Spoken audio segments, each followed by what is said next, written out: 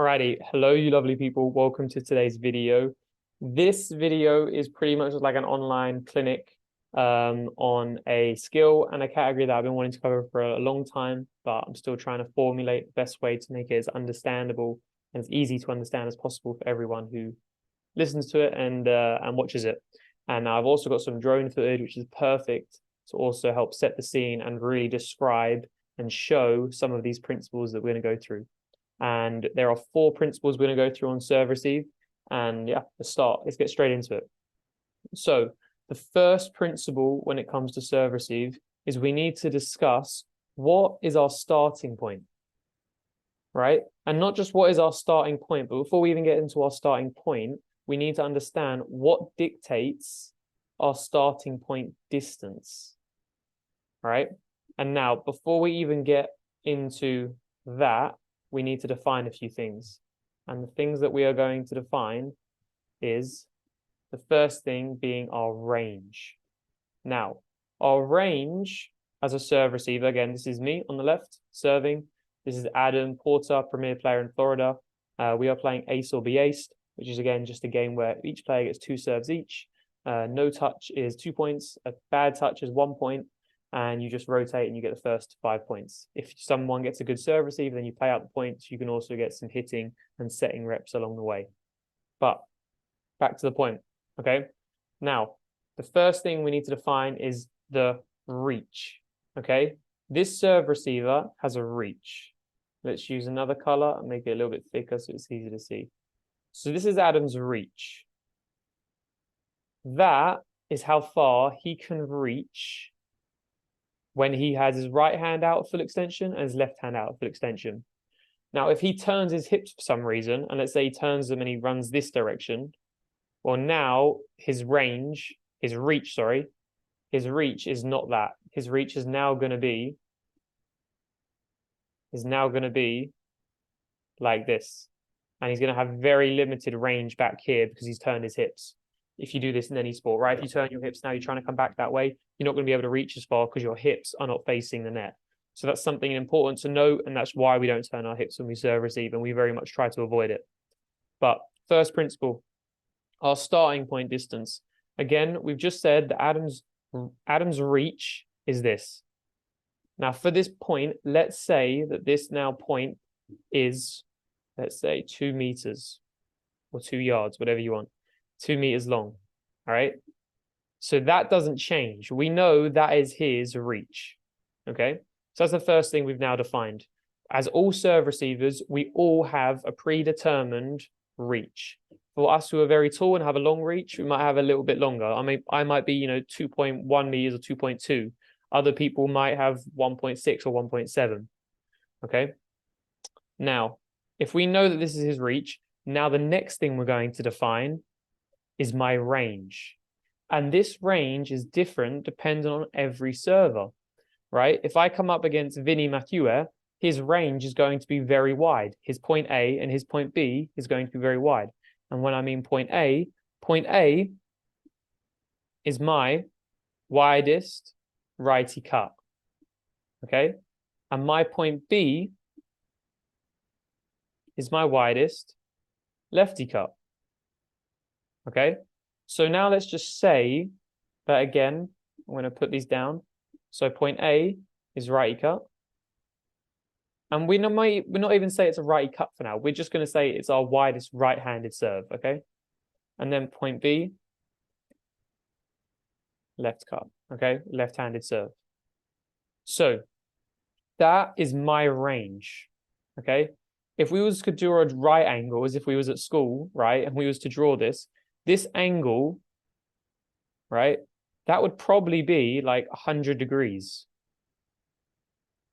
Okay, so if this angle is now 100 degrees, that's pretty good. That's a good range. Okay, so me as a server, I have 100 degrees.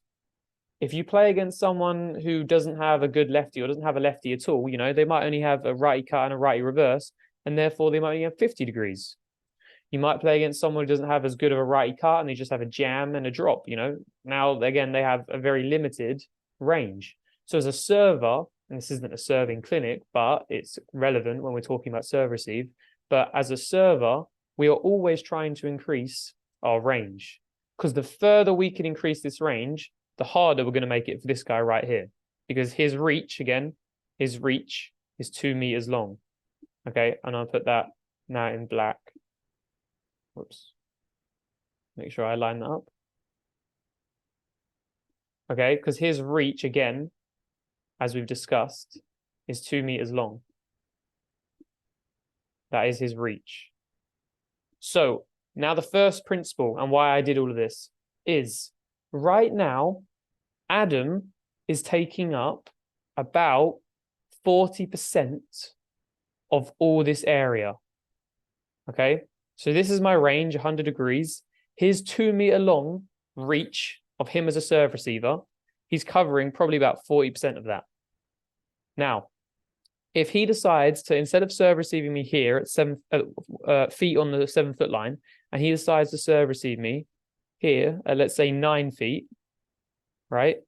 His reach is still the exact same. His reach is still 2 meters long. Okay. However, with him now taking 2 steps back, he is not cutting off 40 degrees of this absolute range. Because look, you can see the distance between this point and this point is far greater than this point and this point. So here in the initial position with toes on the 7 foot line, he's taking up around 40%. Here, he's only maybe taking up 25%, but his reach hasn't changed. It stayed the same. It's still 2 meters long. So the first principle is, with every step you take back, the less percentage of the server's range you take. Because, for example, again, if we now put that 2 meter long reach up here, theoretically, look, it's this line is still the exact same. Again, his reach doesn't change. And now if you put that just outside or just inside the no-hit zone, right, he's now taking up 90% of my entire range. However, he's giving himself no time. And no time equals no quality. So, again, the first principle, we are trying to find that equilibrium of time and distance. The further he goes back, the less of a percentage he takes up, but the more time he's giving himself. The closer he goes, the more of a percentage he's now taking up, but the less time he's giving himself. So that's why he's trying to find this equilibrium where he's taking up a good amount of this range, a good percentage, while also giving himself the maximum amount of time to come up with a good touch. That's so important. And this is why our starting point in regards to our distance from the net always should change depend on the server. If you play against someone who has this much of a range, you might want to come that little bit closer to take up 40% of their total range. If you play up against someone that only has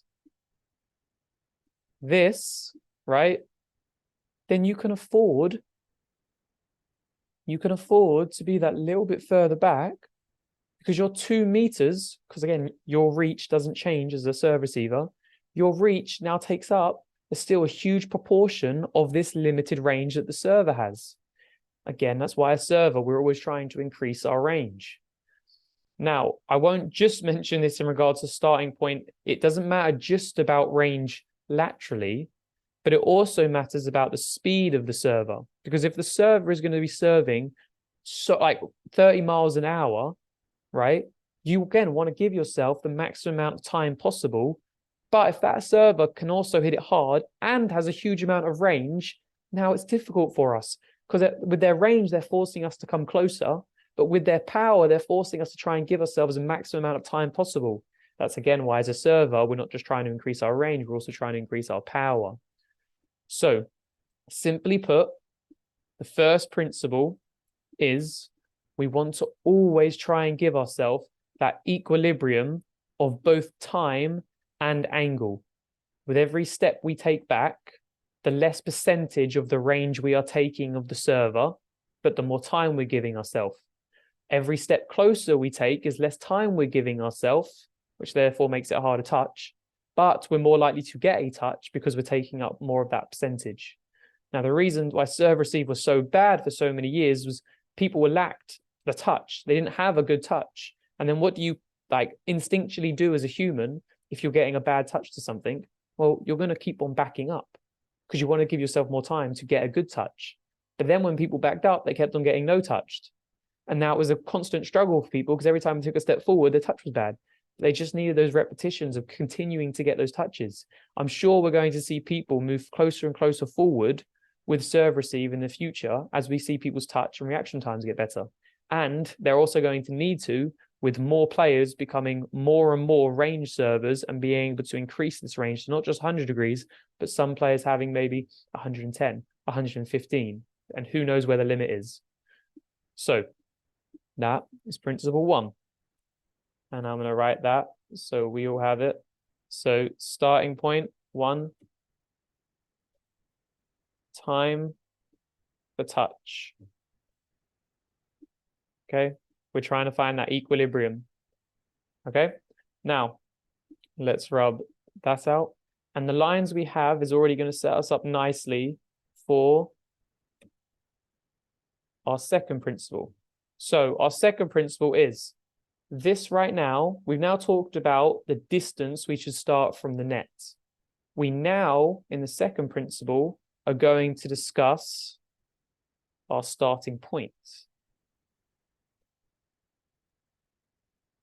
All right? Because where do we start, right? Where should Adam start? Should Adam start, up here somewhere? Should you start down here? Like, where is he starting? What's going through his head? What are the principles that dictate where we start when we are serve receiving somebody? Now, what that dictates is our midpoint. And what I mean by our midpoint is the midpoint between point A and point B. And you can see that Adam is at that midpoint. That is our starting position.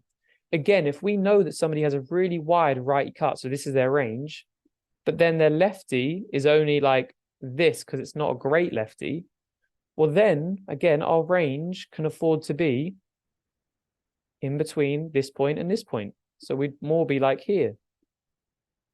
Okay? So the wider the range, it doesn't matter. We're still always in the middle of that range when we are serve receiving a player. Okay? Because if we, for some reason, start up here, right? This person, this server, I'm going to cut that. This server is just going to go, oh, thanks. You're so close to my point A. I'm just going to hit you with a point B. So we want to be in that midpoint. And we see loads of high-level players do this very often, which is why it makes it hard for the server and why we see then combinations, opposing, opposite serves. We're going to talk about those in the future as well, but just to clarify. So, right, our starting point should always be on the midpoint in between their widest right and their widest left. Now, as this changes, because as we're going to see in this clip, it's not erased, but oh well, let's cut that out. Right, so again, point A, point B. Now, as we see this clip now play through, I'm going to take a step. Okay, so now I've taken a step. So what's happened now? My range has just shifted. It hasn't increased. It hasn't decreased. All it has is shifted. So it was there to begin with. But now if we make these lines, the angle is still going to be 100 degrees because that's my range. My range doesn't change. All it does is shift. So now if I was to toss this ball, I would toss it from there. It would hit. And my best one would probably be there. And from my left, I'd probably toss it from here. My left would be there and it would go here. Okay. And now if you was to do, again, if we was at school, right, and we're doing our angle calculation, this range would still be the same. This range would still be 100 degrees. So nothing's changed. The only thing that's changed is it's shifted. It hasn't changed in size or in proportion. It's just shifted with us. And now what does Adam do? Adam shifts with that too, right? Because that's what we need to do. We almost must stay in the midpoint between the point A and the point B. Because you've got to remember, all we're trying to do in RoundNet as a server, when we're faking, right?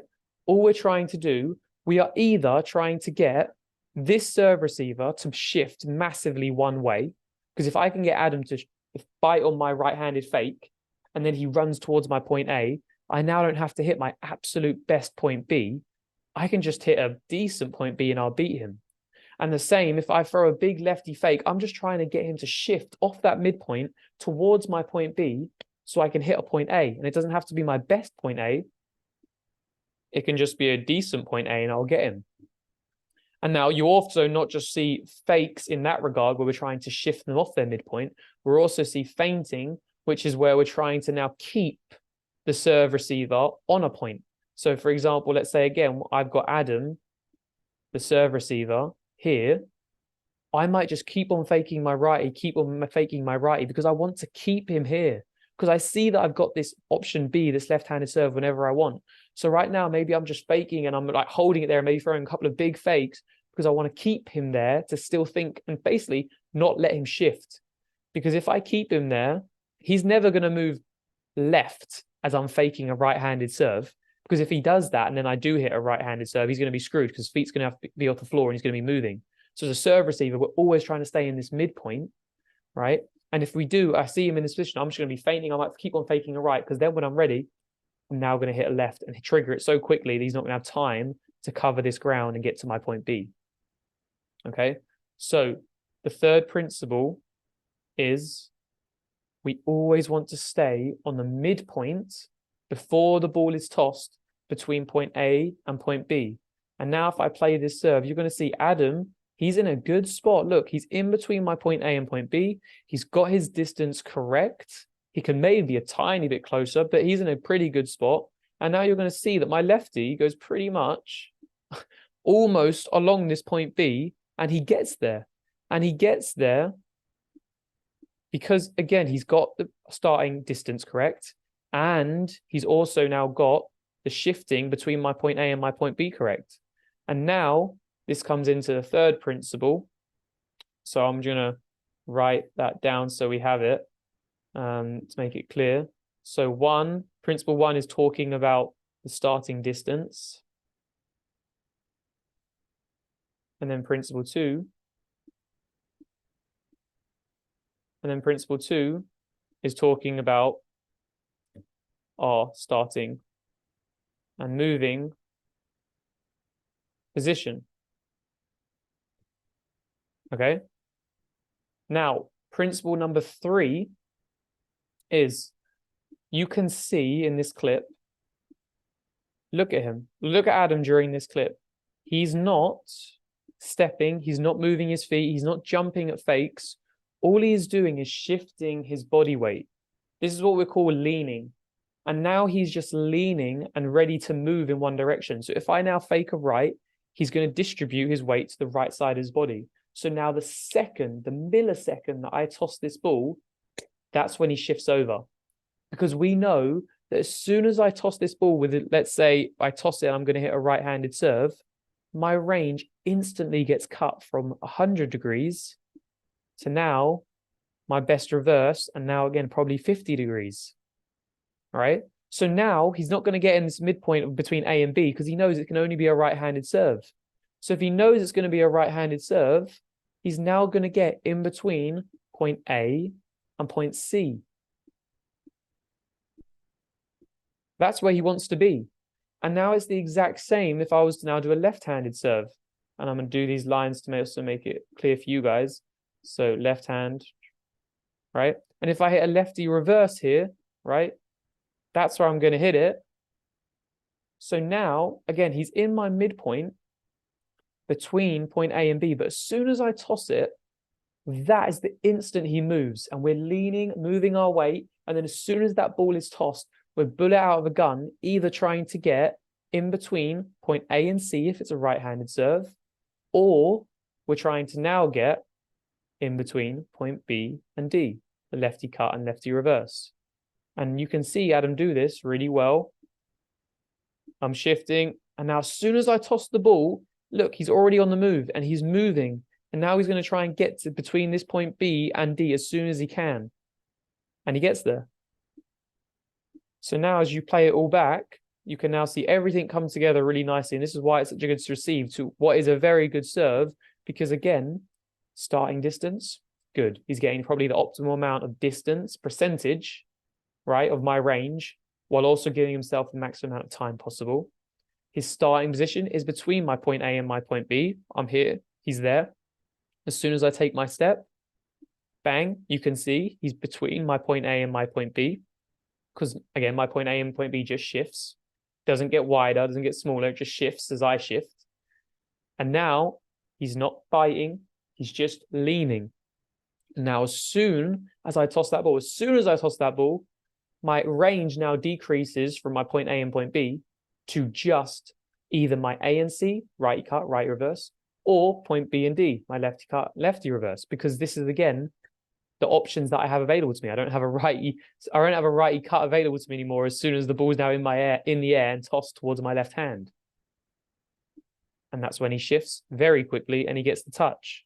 Now the last principle, as I add that principle there, 3, and I'm going to put read the toss, which is the third principle.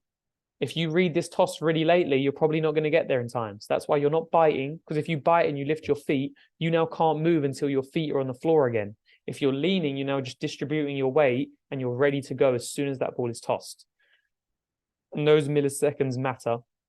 And you again see high-level serve receivers do this all the time, especially Clark Marshall, Frederick Kinkle, there's a bunch of them. Okay, so that's principle 3. The fourth and final principle that we're going to cover today is that when we rotate, so after Adam knows that he's now going to commit to this toss, what we need to do is we need to stay the same distance that we were starting. We must rotate with the circle. Because just like in principle 1, remember, if this is our reach, and remember our reach never changes, this is our reach.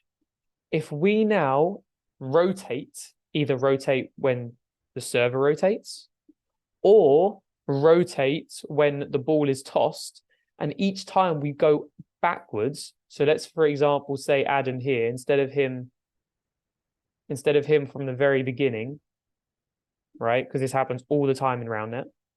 He's opposite me. And remember, this is his reach. Okay, reach doesn't change, this is his reach.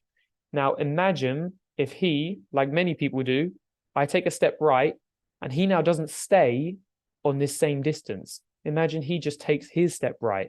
Well, look, he'd be here. And again, just as we discussed in the first principle, his reach doesn't change, but the percentage of the range he's taking between point A and B does. Because here, he's taking 40%. As he takes a step back, now it's 37%, 36%. And it continues to decrease as he takes every step back. So when we rotate, we must rotate with the circle. That be when the server takes a step, or when the server actually tosses the ball. Because now we see when I do toss that ball, look, Adam is moving along this line. What you'll see also many people do when they serve receive is they take a step right and they won't be at the same distance. And then when they come back left, they just go in a parallel line. They go boom, boom, and now they're going to be here. And again, this line is the same length, but because they've taken 2 steps back, they're now only taking, let's say, 35% of this range. And therefore, that's the difference in getting beat, especially at the top level. So it's important that when we do rotate and the server takes a step to their right or their left, we rotate with the circle. So then we're here. Oh, and then we need to get between his point B and D. Then we're here. I'll use another color just to make it clear. Then we're here. So even when we're shifting and reading the toss, we need to stay the same distance. Otherwise, we're again reducing that percentage of the range we're taking. And that's the difference in getting aced a lot of the time. So really practice when you are serve receiving, always rotating and shifting with the circle, keeping the same starting distance that you chose to take. There's no point having a starting distance being like, yes, great, I'm really happy with my starting distance, and then keep on backing up, because now you're not at that right distance, and then you're probably going to get beat wide because you're not taking as big of a percentage as you would be if you started and stayed in your same starting position that you decided. Okay? So now, with all that said, we're going to run through some serves. We've got some lovely drone footage, which really helps, and we're going to go through them. And then we're now going to be able to discuss, and you guys are going to be able to see, hopefully, which of these principles was wrong. because now they should be able to give you consistent feedback on every single serve receive you ever watch or you ever do yourself. So we've already seen that one, right? Adam does really well. Second serve for me. Fault. Adam did pretty well. We see this happen a lot. This little step, like backward step, it opens up your hip. So it means you've got now more of a reach, and it also gives you a little bit more time. But if you read this wrong, we said earlier your range doesn't change, and it doesn't. But if we do turn our hips, this range now does decrease, because now we don't have limited reach back if it was a reverse. So we want to avoid taking this step back, and for a reverse, this step back, unless we're confident and we're certain that it's going to be either a reverse or a cut. In this situation, Adam probably read it early that it was a cut, and therefore manages, or therefore makes that read early.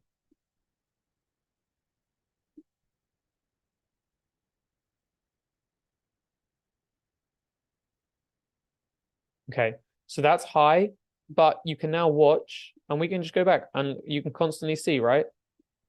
Here, Adam takes a step. I shift. I'm in a pretty good spot. I'd say I'm between his point A and his point B right now. He's shifting. I'm leaning. I'm not jumping. And now as soon as he tosses, I shift. But look at the mistake I make. Oh, this is the next one. But I'll go back to the last one, because both of the ones are the same issue. Ready? So I'm here, starting position, I'm fine with. I could be a tiny bit closer. I'd cut more angle. But then as soon as Adam tosses it, I bit a little bit on his fake before the toss. Look, so I'm here, I'm leaning. There. You can see in that moment, I now bite. And because I bite, and Adam's got good fakes, good serves, I now am out and not between point A and B. Now Adam knows that because he's managed to shift me closer to his point B, his lefty cut, the distance he has to hit a point A is now increased. And he tries to do that. And unfortunately for him, it goes high. Fortunately for me, he misses. That small split second of not reading the toss correctly and jumping to a fake, that's going to be the difference in getting aced. And yeah, again, fortunately, he missed it. That's again why we're trying to do our fakes and trying to practice our fakes to get the server off balance like that. Goes for reverse, not too big. So decent footwork by Adam. He gets a touch. It's not a good touch. So if we slow this down, right, his starting position, pretty good, right? Between point A and B, his starting distance is pretty good, right? I fake early, which is when we see combos. I could hit that as he takes a step right, but again, we'll save that for another video. Okay. I'm now, boom. He's between my point A and my point B. He does pretty well, and he gets there quickly, because you don't want to get there slowly. Otherwise, you're playing catch up. So he gets there quickly. And then again, as soon as I toss that ball, you can see that he leaves and he moves as quick. And really, it's really sharply. Boom. He's also hugging that line and rotating with the circle, which is why he gets this touch.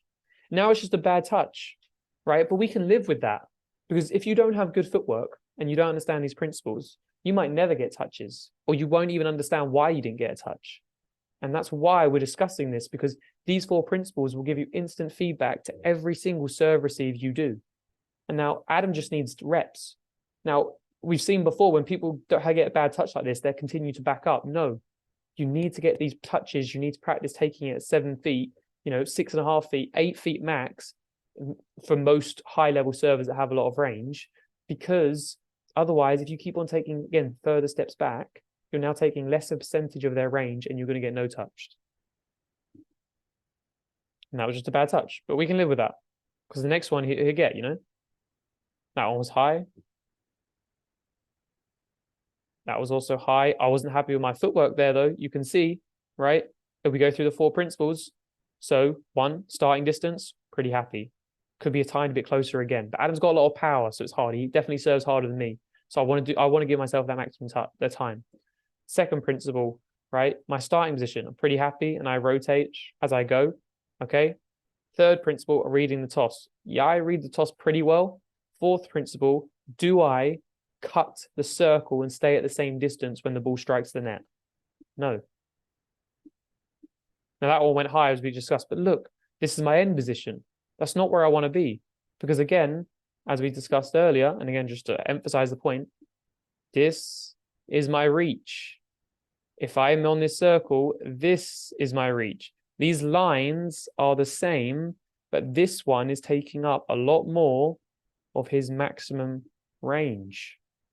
Whereas this one, this one, excuse me, this one is not.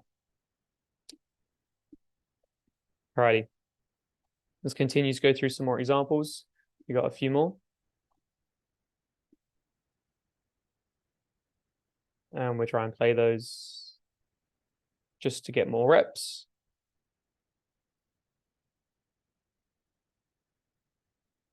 I was high and decent footwork by Adam. He jumped a tiny bit on my lefty cut. You could see he's leaning. He's good, good, good. He lifts his right foot there, and you could see now he has to wait for that right foot to come down before he can then push off of his left and move laterally. But he probably would have been there if I had hit a good one.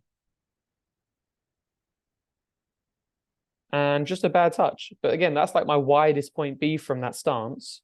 Is taking a step, and we're going to talk about connecting and opposing serves in the future because this demands higher level of footwork from the serve receiver. And another reason why, again, serving is very much in depth, and I enjoy obviously discussing it a lot. And we're going to talk about it in the future. But right now, he's between my point A and B. He reads the toss pretty well, and he just misses it. Like, it just goes through his arm. Side pocket, and then yeah, bad step. Try to play those. Next one.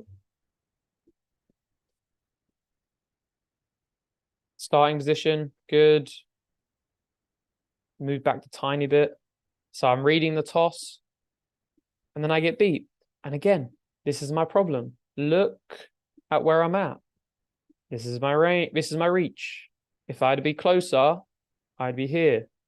If I was there and I hadn't backed up, yes, it would be a harder touch because again, I'm reducing the time I get to react to that ball. But look at the angle I'd cover. I'd cover a higher percentage of his range, and I bet that ball touches that line. That ball just about touches or is very close to that line. So would I have touched it? Yes. Would it have been a great touch? Maybe not, but maybe it would have been a good touch. But I'm now taking away that possibility of myself getting better and getting another rep because I'm taking that step back. So I've got to be disciplined, principle 4. And when I am rotating around that circle, I've got to stay the same distance that I start with. As we see Adam with a good receiver there. So this is just one where he reads it wrong, right? He thinks it's a lefty cut. And he's not between my point B and D because he's going a little bit late to my toss. So I'm here, he does everything. Starting distance, we go through them as we usually do. 1, starting distance, good. 2, is he staying on my midpoint? Yeah, he's on my midpoint. Is he reading the toss? Yeah, he reads the toss pretty well. You can see the ball's now tossed and he's now moving and starting to move his lateral movement. He turns his hips slightly, but now he went so aggressively because he knew that the last point B got him, and the reason, again, why we're trying to now combine serves and why it's important we have range as a server, because I knew that he's now going to bite. I know that he's going to have to do his absolute best footwork to get my best point B. With him knowing that, and I know that, it now means if I can disguise it well enough, I can make sure I get him to move to that point B, my lefty cut. And now if I hit any good point D, lefty reverse, it's probably going to beat him because he's probably going to move too aggressively to my point B. You want to be balanced between my point B and D, not be running and not be unbalanced as he is here, because he knows he has to do his absolute best footwork to get the point B, meaning that he then leaves himself open to a point D. And it was a good point D, but again, lifts himself open to it because he so aggressively ran to point B. With more repetitions of him practicing, reading the toss, shifting laterally as quick as he can, the more he's going to feel balanced in between point B and D and not have to feel he has to go as quickly as he can because he's going to have more repetitions of doing that.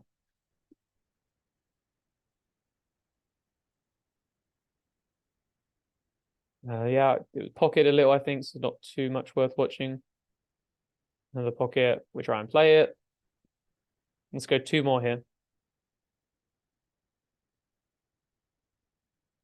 Yeah, something bad about that, otherwise we would have played it. Bad about that one. High again. Not great footwork from me. You can see again, my big problem is principle 4. Again, decent footwork by Adam, but he ends up decent footwork, rising point. He's jumping a little bit. He's just not as balanced as he wants to be when taking this touch. You can see right now his feet are crossing over. We don't want to do that, right? And because he's doing all those things, it's just a little bit untidy. He just needs more repetitions. He's not now getting the best touch because he's not as balanced as he wants to be when taking that touch. He's doing so many things right. And there, right? He's here. He's in my midpoint. He's good. He's leaning. But he just now moves on my lateral toss, but he's now already believing too much it's a righty cut. You've got to wait until the ball hits the net to react. It's just your job when that ball is thrown laterally to get in between point A, the righty cut, and C, the righty reverse. It's not your job to guess. Because if he doesn't guess there and he just shifts over, this right foot, as you can see, wouldn't be as far back. You can see, as we talked about earlier, the further you move that right foot back, this right foot back, right, the more time you give your right hand, but now you're limiting your mobility to come back on the left. So now your reach, as we discussed earlier, went from being this to now this, or actually this, because that's his hand, right? If he had his hips square, he'd be able to have this, and he'd be able to have more mobility in coming back. Because he guessed and not waited for the reaction on the net, then he's going to struggle, and that's why he struggled in that serve particularly. All right, I think that will do it for this. I think there's some good examples and the principles that I wanted to go over. Yeah, if you like the video, send me a message. This will obviously be a YouTube video at some point once I get through. Obviously got loads of videos up before that, but this is sort of the unedited version of that 4 or 5 minute video, condensed video that I'll make and put up on YouTube in the coming months. Yeah, I hope you enjoyed it. And the biggest thing is that I really hope this gave you some insight into what to think to when you're serve receiving. Think about your starting distance, right? Has the server got a lot of range? If they do, you probably want to be a little bit closer. If they haven't got a lot of range, then you can afford to be 8-9 feet, right? But that also range dependent, not just on range laterally, but also range in how hard can they hit it and how good is their drop. Because if they have a really hard serve and a really good drop, now you'll still want to be at 7 feet, just if they have a really big range laterally.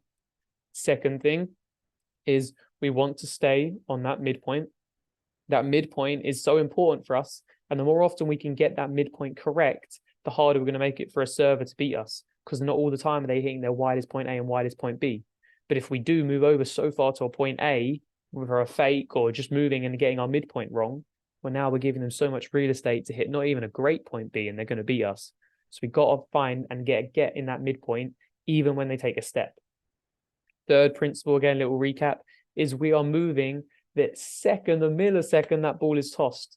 Because if that ball is tossed laterally and we wait ages to move across, we're not going to be able to cover that space in time. So we've got to move the millisecond that ball is tossed, and then either get in between point A and C, because we know it's a righty serve. So it's going to be a righty cut, or righty reverse, or righty jam, righty drop, whatever, but it's a right-handed serve. Or we're going to get between point B and point D, the lefty cut, lefty reverse, or lefty jam, lefty drop. We want to be in that range because that's the only range the server now has available to them.